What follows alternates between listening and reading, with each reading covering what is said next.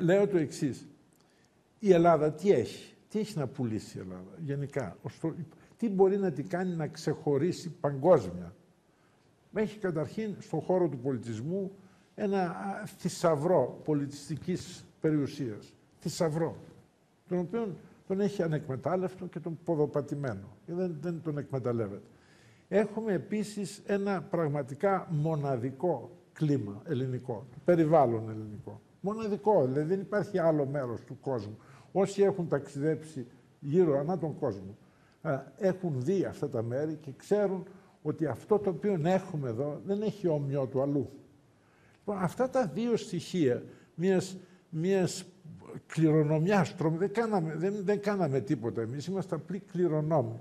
Αλλά ως κληρονόμοι έχουμε λόγο να αξιοποιήσουμε αυτή την κληρονομιά. Σε συνδυασμό με αυτό το περιβάλλον δίνουμε τεράστιες δυνατότητες και στον τουρισμό και στη γεωργία και στην καλλιτεχνική έκφραση.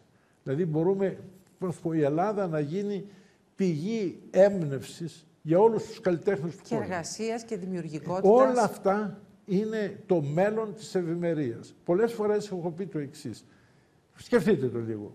Γιατί δεν μπορούσαμε να πούμε στην Ελλάδα ότι θα προσελκύαμε, όχι βιομηχανίες, θα προσελκύαμε όλα τα πανεπιστήμια του κόσμου. Να λέμε έχουμε εκτάσεις γης, ανεκμετάλλευσης, κάθονται και θέλουμε να φέρουμε στην Ελλάδα τα καλύτερα πανεπιστήμια. Τι θα είχαμε να τους δώσουμε? Θα είχαμε να τους δώσουμε ένα καταπληκτικό κλίμα.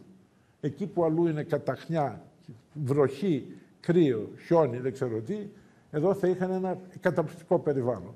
Δεύτερον, αυτό το καταπληκτικό περιβάλλον τους επιτρέπει να έχουν μια ποιότητα ζωής τρομακτική. Απίστευτα καλύτερη από αυτή που έχουν στο σπίτι τους. Τι άλλο μπορούμε να τους πούμε? Μπορούμε να τους πούμε ότι εδώ που κάθεσαι τώρα, γιατί ένας πολιτισμένος άνθρωπος συγκινείται από αυτά, αυτό που κάθεσαι, εδώ 2 βήματα παρακάτω δίδασκε ο Πλάτων. Αυτό μπορεί να μην είναι κάτι χειροπιαστό, είναι όμως κάτι που σε έναν άνθρωπο που είναι πολιτισμένος του προκαλεί συγκίνηση. Η αίσθηση της συγκίνησης. Θυμάμαι μια φορά μου είπε κάποιος στο κεραμικό, είχε μια στήλη έτσι, και μου λέει αυτός, ήταν ένας αρχαιολόγος. Κύριε Μάνο, ακούμπησε, λέει, τον μπράτσο του ο Περικλής όταν εξεφώνησε τον επιτάφιο. Εγώ δάκρυσα. Έχετε δίκιο. Αυτά τα χέλαδα. Σας ευχαριστώ. Και είμαστε πολύ, ηλίθιοι που δεν τα χρησιμοποιούμε.